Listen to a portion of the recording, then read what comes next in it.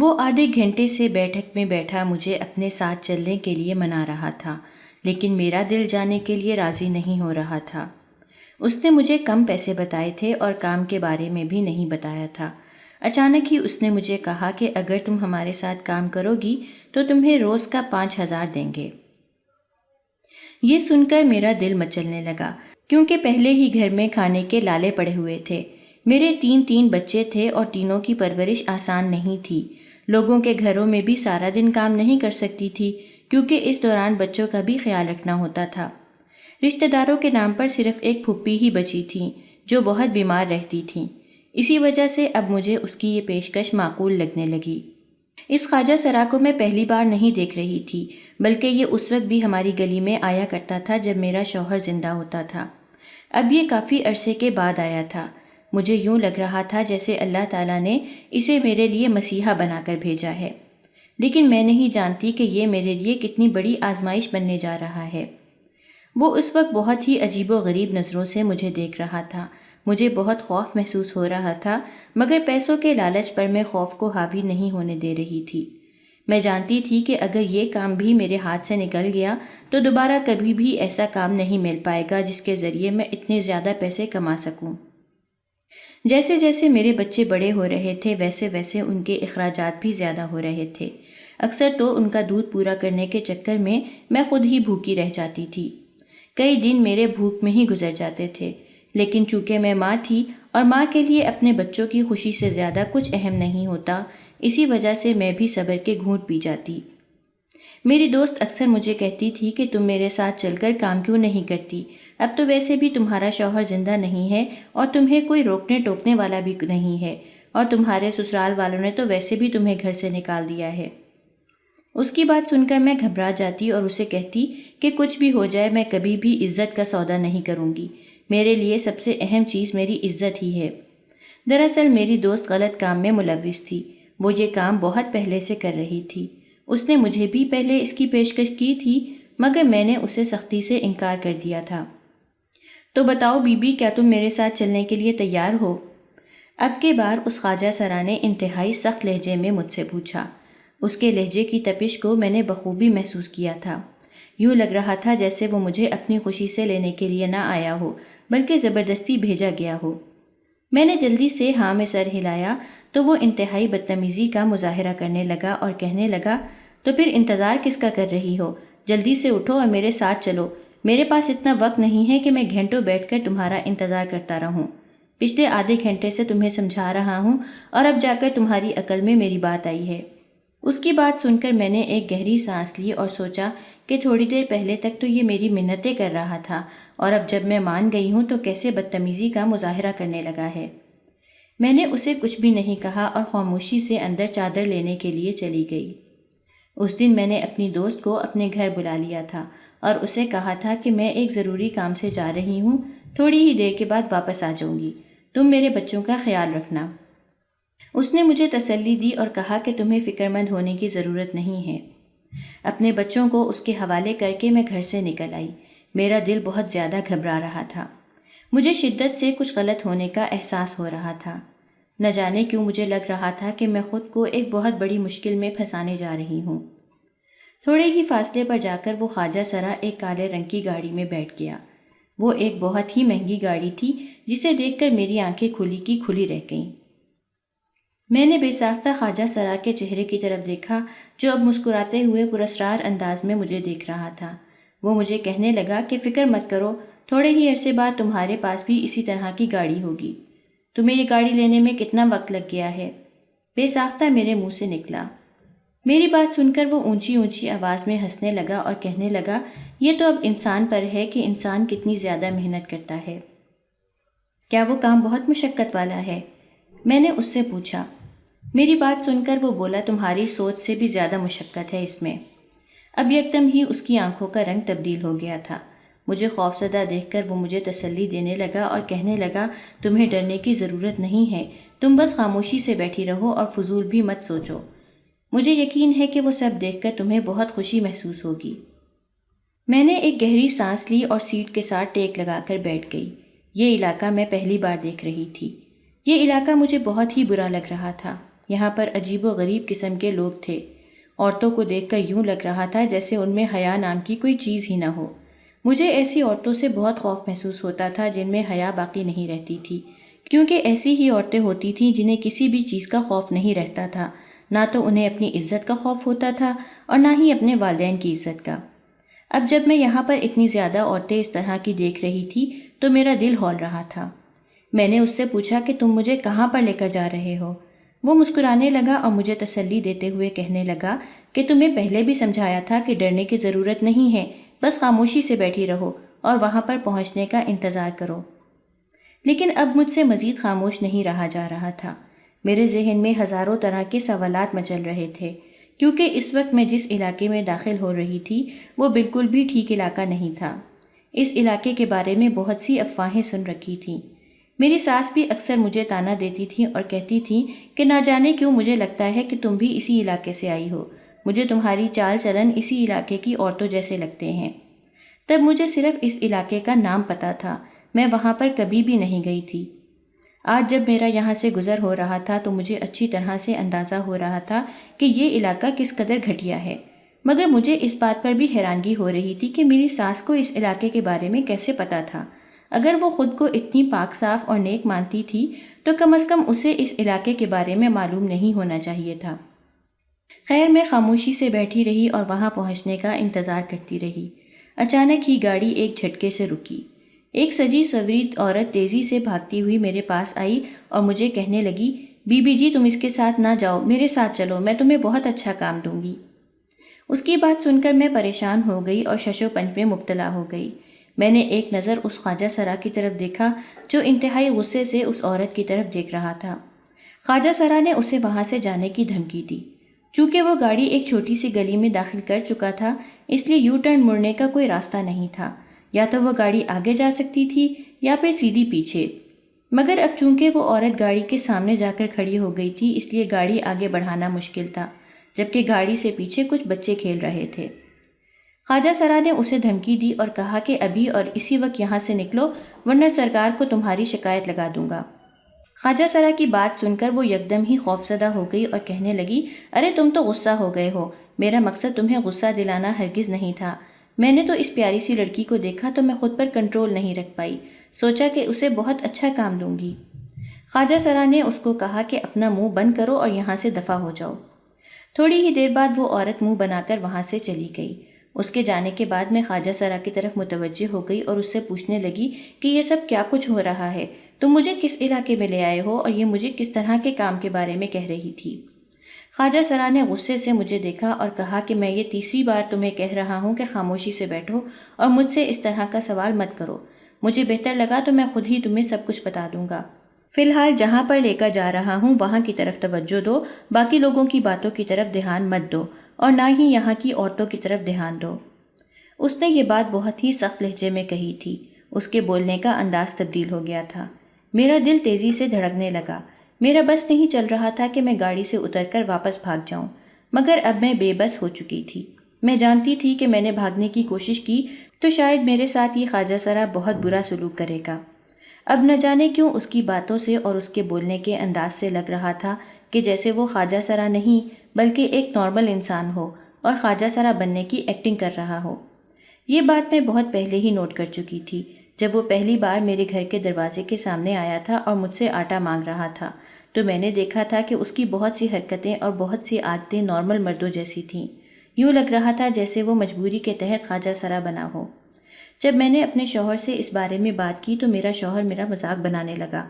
اس دن کے بعد میں نے کبھی بھی اپنے شوہر سے اس خواجہ سرا کے بارے میں بات نہیں کی۔ ابھی گاڑی ایک مکان کے پیچھے بنی مسجد کے سامنے آ کر رکی۔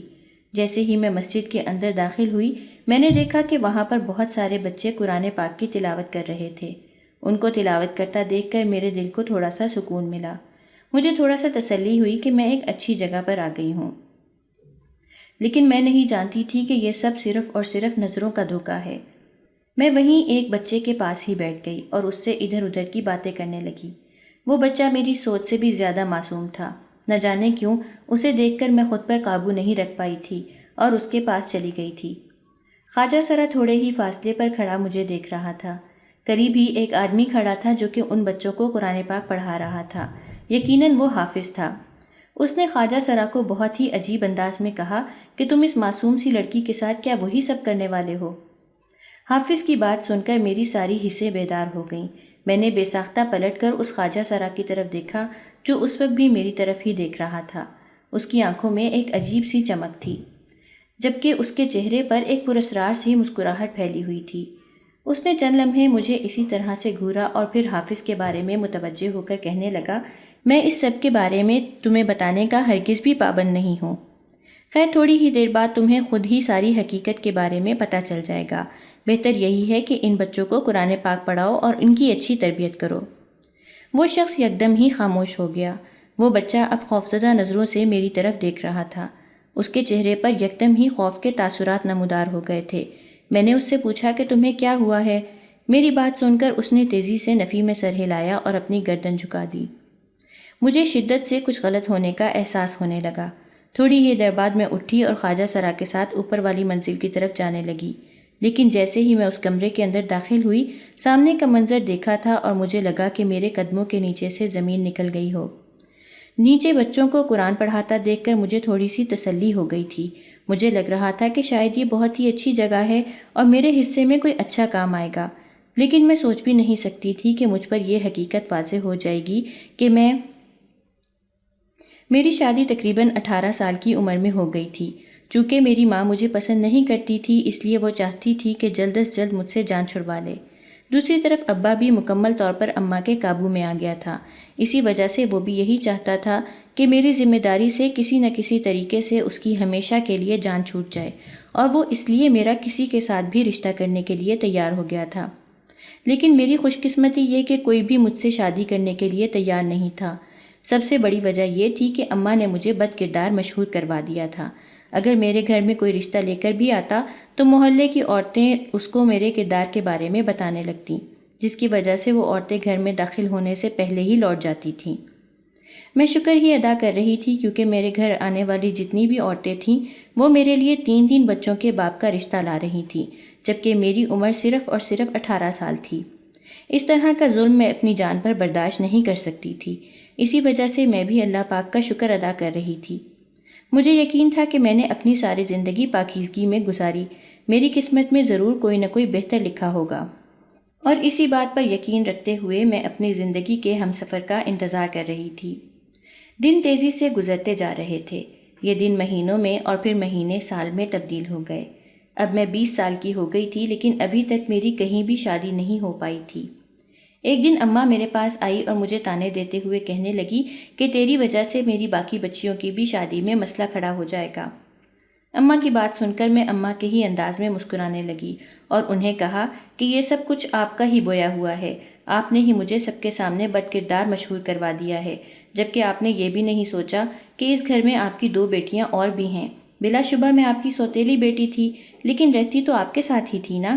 کم از کم مجھ پر اتنا بڑا الزام لگانے سے پہلے یہ تو سوچتی کہ اسی گھر میں میرے بعد بھی مزید رشتے آئیں گے جو آپ کی بیٹیوں کے لیے ہی ہوں گے۔ لیکن افسوس کہ میری وجہ سے اب آپ کی بیٹیوں کی بھی شادی نہیں ہو پائے گی۔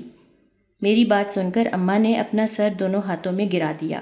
یقیناً وہ اپنی بے وقوفی کی وجہ سے اپنا بہت بڑا نقصان کر بیٹھی تھیں۔ جہاں تک میری شادی کا سوال تھا تو شہر میں میری ایک خالہ بستی تھیں۔ اماں کی وفات کے بعد خالہ نے مجھے حاصل کرنے کی کوشش کی، لیکن ابا نے مجھے ان کے حوالے نہ کیا۔ خالہ مجھ سے بہت محبت کرتی تھیں۔ ان کا ایک بیٹا بھی تھا جو کہ ایک اچھے سرکاری عہدے پر فائز تھا۔ وہ میری شادی اپنے بیٹے سے کروانا چاہتی تھیں، لیکن ابا اس چیز کے لیے راضی نہیں ہو رہے تھے۔ نہ جانے کیوں وہ خالہ سے بہت نفرت کرتے تھے، اور اب اماں کو بھی نظر آ رہا تھا کہ اگر میری اچھی جگہ پر شادی ہو گئی تو ان کی ساری چالیں ناکام ہو جائیں گی۔ جب خالہ نے دیکھا کہ وہ میری شادی کسی بہت بری جگہ پر کروانے کی کوشش کر رہی ہیں تو وہ خود ہی ایک اور رشتہ لے کر چلی آئیں۔ انہوں نے ڈائریکٹ ابا سے اس بارے میں بات کی۔ 2 دن تک ابا اور خالہ کی بحث چلتی رہی۔ خالہ اس وقت تک ابا سے لڑتی رہیں جب تک ابا راضی نہیں ہو گئے، اور یوں اس طرح سے میری شادی راحیل کے ساتھ ہو گئی۔ راحیل ایک بہت ہی اچھا شوہر تھا۔ وہ میرا بہت ہی خیال رکھتا تھا اور مجھ سے بہت محبت کرتا تھا۔ میں نے اسے اپنے ماضی کے بارے میں بتانے کی کوشش کی، لیکن اس نے مجھے سختی سے منع کر دیا اور مجھے کہنے لگا کہ مجھے تمہارے ماضی سے کوئی غرض نہیں ہے، مجھے صرف اور صرف یہ پتہ ہے کہ ابھی تم میرے ساتھ ہو، اور جہاں تک مستقبل کا سوال ہے تو میں تم سے یہی خواہش کرتا ہوں کہ تم ہمیشہ ہی میری عزت کا خیال رکھو گی۔ اگر تم میری عزت کا خیال رکھو گی تو میں تمہاری ضروریات پوری کرنے کی اور تمہیں تحفظ دینے کی ہر ممکن کوشش کروں گا۔ اور جہاں تک میرا خیال ہے، ایک عورت کے لیے تحفظ بھری زندگی سے بڑھ کر کوئی بھی چیز ضروری نہیں ہوتی۔ راحیل کی بات سن کر میں نے تیزی سے ہاں میں سر ہلا دیا۔ بلا شبہ وہ ایک مثالی شوہر تھا۔ جیسے جیسے وقت گزرتا جا رہا تھا ویسے ویسے ہماری محبت بھی بڑھتی چلی جا رہی تھی۔ 1 ہی سال کے بعد میں نے ایک بیٹے کو جنم دیا۔ بیٹے کی پیدائش کے بعد راحیل کی محبت مزید بڑھ گئی، لیکن میری ساس کو یہ سب کچھ ہضم نہیں ہو رہا تھا۔ جب وہ میرے شوہر کا میرے ساتھ اچھا رویہ دیکھتی تو ان کے تن بدن پر آگ لگ جاتی۔ ان کا بس نہیں چلتا تھا کہ وہ کسی طرح سے مجھے میرے شوہر سے الگ کر دے، لیکن چونکہ میرا شوہر سمجھدار تھا اور وہ اپنی ماں کی چالوں کو بھی اچھی طرح سے سمجھتا تھا، اسی وجہ سے اس نے مجھے کبھی بھی تکلیف نہیں پہنچائی اور نہ ہی مجھے کوئی شکایت ہونے دی۔ مگر میری ساس اسی طاق میں لگی رہتی تھی کہ وہ کسی طرح سے ہم دونوں کی انبن کروا دیں۔ اور پھر دوسرے ہی سال میں نے دوبارہ ایک بچے کو جنم دیا، جس سے میرے شوہر کی محبت مزید بڑھ گئی۔ لیکن میری ساس یہ دیکھ کر جلتی رہتی تھی کیونکہ ان کی اپنی بیٹی کی شادی کو 3 برس گزر گئے تھے اور اس کے ہاں ابھی تک اولاد نہیں ہوئی تھی۔ یہ سب تو اللہ کے ہاتھ میں ہوتا ہے۔ میں نے اس بارے میں اپنی ساس کو سمجھانے کی کوشش بھی کی، لیکن وہ میری بات سمجھنے کے لیے تیار ہی نہیں تھی۔ جب اسے کچھ بھی نہیں سوجا تو اس نے مجھ پر الزام لگا دیا کہ اس نے میری بیٹی پر جادو کروایا ہوا ہے۔ اس وقت میرا شوہر شہر سے باہر تھا اور میرے اوپر 2 بچوں کی ذمہ داری بھی تھی۔ میں بہت زیادہ ذہنی تناؤ سے گزر رہی تھی۔ ایک طرف ساس کے طعنے تھے تو دوسری طرف گھر کے کام اور تیسری طرف اپنے بچوں کا خیال۔ سب چیزیں ایک ساتھ سنبھالنا میرے لیے بہت مشکل ہو گیا تھا۔ میں راتوں کو اپنے بچوں کے لیے جاگتی رہتی اور روتی رہتی۔ میں سوچ بھی نہیں سکتی تھی کہ میری زندگی اتنی زیادہ تنگ ہو جائے گی۔ پہلے ہی بڑی مشکل سے اپنے میکے سے پیچھا چھڑوایا تھا اور اب یہاں پر آ کر دوبارہ سے ساس کی چالاکیاں شروع ہو گئی تھیں۔ یوں لگ رہا تھا جیسے میری ساس میری سوتیلی ماں کا دوسرا روپ ہو۔ اس میں اور میری ساس میں کوئی بھی فرق نہیں تھا۔ دونوں کا کام صرف اور صرف مجھے تکلیف پہنچانا تھا اور کسی بھی طرح سے مجھے ہر وقت اذیت میں رکھنا تھا۔ ایک دن تو حد ہی ہو گئی۔ میں صحن میں بیٹھی اپنے بچوں کو دیکھ رہی تھی کہ اچانک ہی میری ساس زور زور سے چلانے لگی۔ میں تیزی سے بھاگ کر کمرے میں گئی تو میری نند فرش پر بے ہوش پڑی تھی۔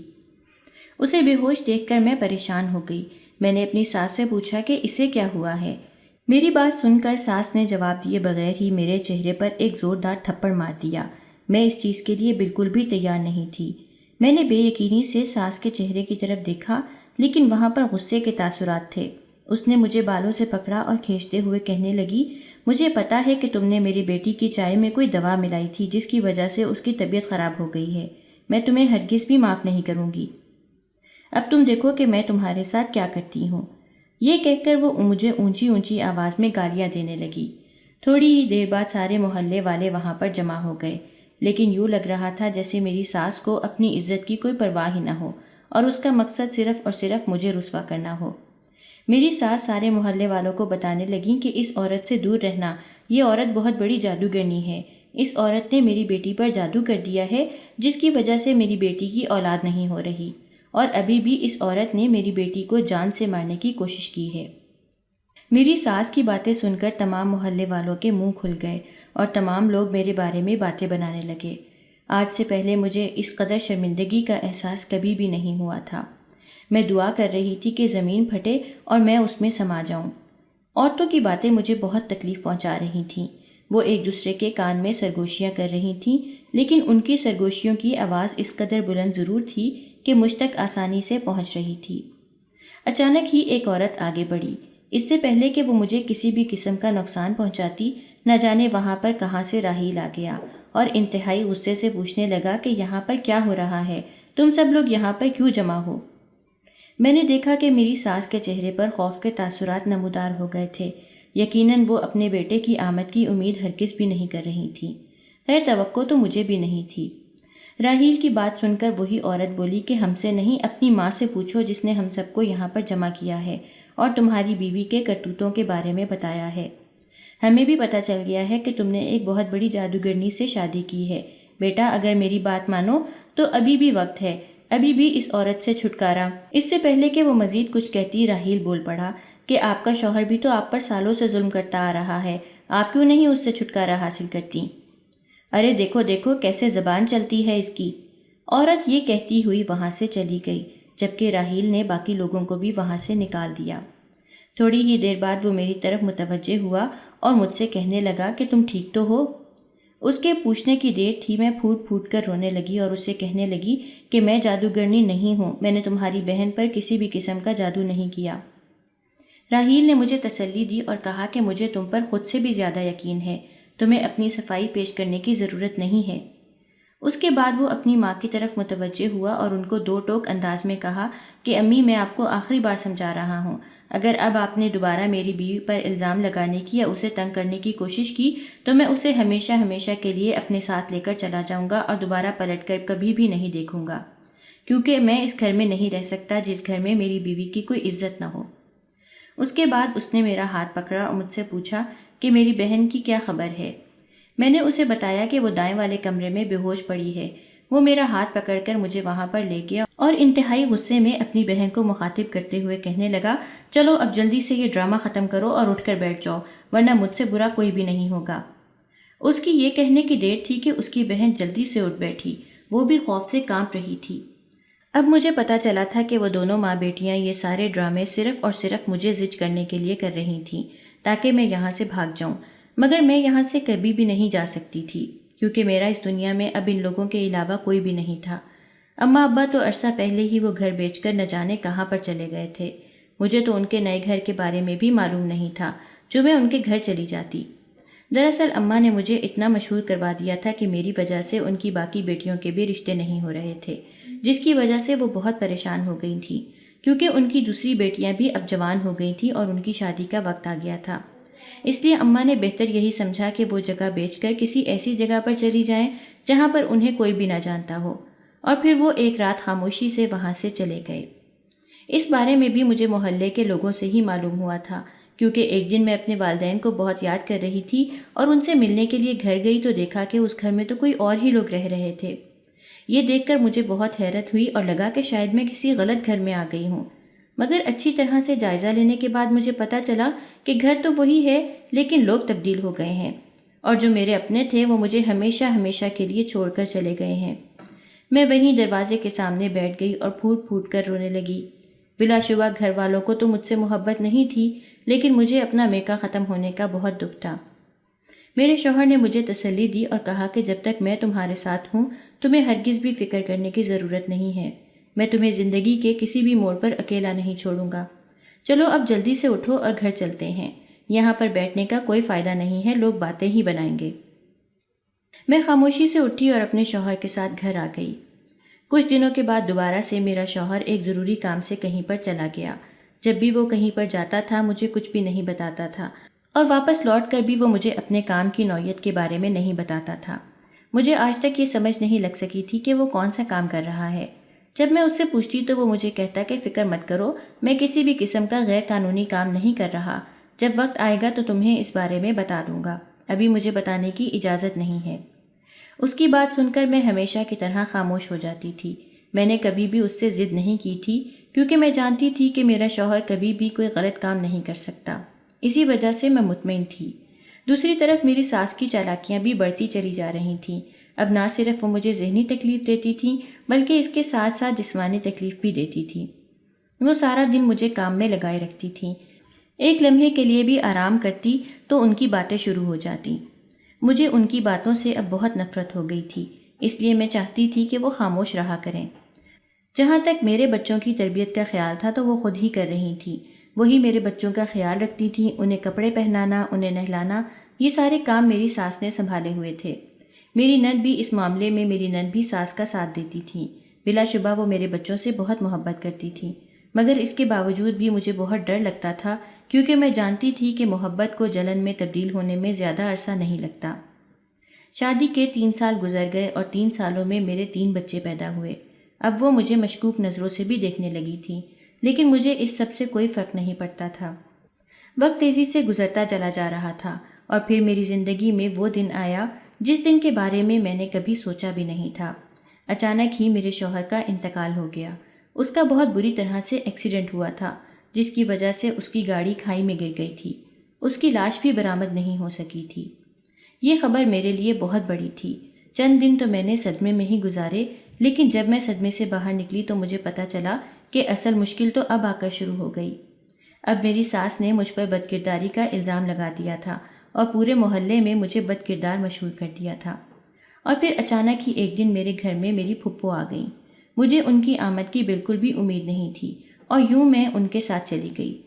میں نے ان سے اماں ابا کے بارے میں پوچھا، مگر انہوں نے مجھے اماں ابا کے بارے میں کچھ بھی نہیں بتایا اور کہا کہ میں نے ان سے وعدہ کیا ہے اور میں وعدہ خلافی نہیں کر سکتی۔ میں بھی خاموش ہو گئی، کیونکہ میں جانتی تھی کہ اگر میں زبردستی بھی وہاں پر چلی جاتی ہوں تب بھی نہ تو میرے لیے وہاں پر کوئی جگہ ہوگی اور نہ ہی میری کوئی عزت ہوگی۔ میں حیران تھی کہ یہ پھپھو نے مجھے کیسے ڈھونڈ لیا۔ میں نے ان سے پوچھا تو وہ مسکرانے لگیں اور کہنے لگیں کہ اس بات کو راز ہی رہنے دو، بہت جلد ہی تمہیں اس بارے میں پتہ چل جائے گا۔ لہٰذا میں بھی خاموش ہو گئی اور دوبارہ کبھی بھی پھپھو سے اس بارے میں سوال نہیں کیا۔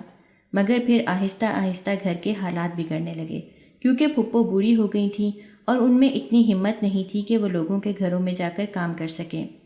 کچھ عرصے تو میں نے یہ کام کیا، مگر اس کے ساتھ ساتھ مجھے بچوں کو بھی سنبھالنا ہوتا تھا۔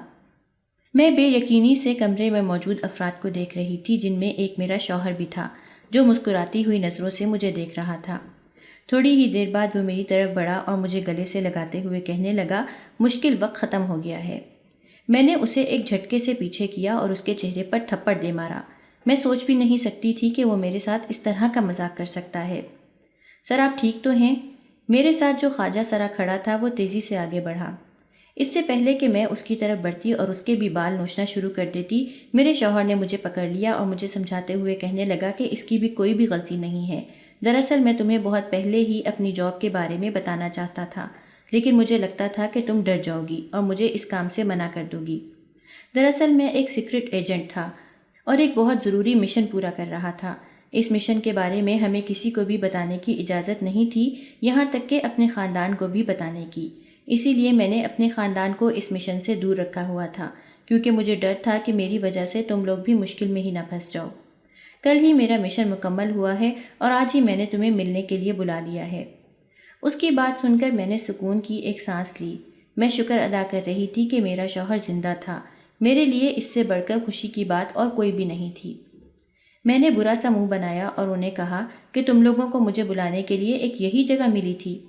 میری بات سن کر وہ ہنسنے لگا اور کہنے لگا کہ یہ اس خواجہ سرا کا آئیڈیا تھا۔ میں خواجہ سرا نہیں ہوں سر، اس نے سر جھکاتے ہوئے کہا۔ ہاں، یہ اس نقلی خواجہ سرا کا آئیڈیا تھا۔ یہ تمہیں ڈرانا چاہتا تھا اور دیکھنا چاہتا تھا کہ تمہارے چہرے کے تاثرات کیسے ہوں گے۔ تھوڑی ہی دیر بعد میں اپنے شوہر کے ساتھ گھر واپس آ گئی۔ دراصل میرے شوہر نے ہی میری پھپھو کو میرے پاس بھیجا تھا تاکہ وہ میرا خیال رکھ سکیں۔ اور پھر یوں میں اپنے شوہر اور بچوں کے ساتھ ایک علیحدہ گھر میں شفٹ ہو گئی اور وہاں پر ایک سکون بھری زندگی گزارنے لگی۔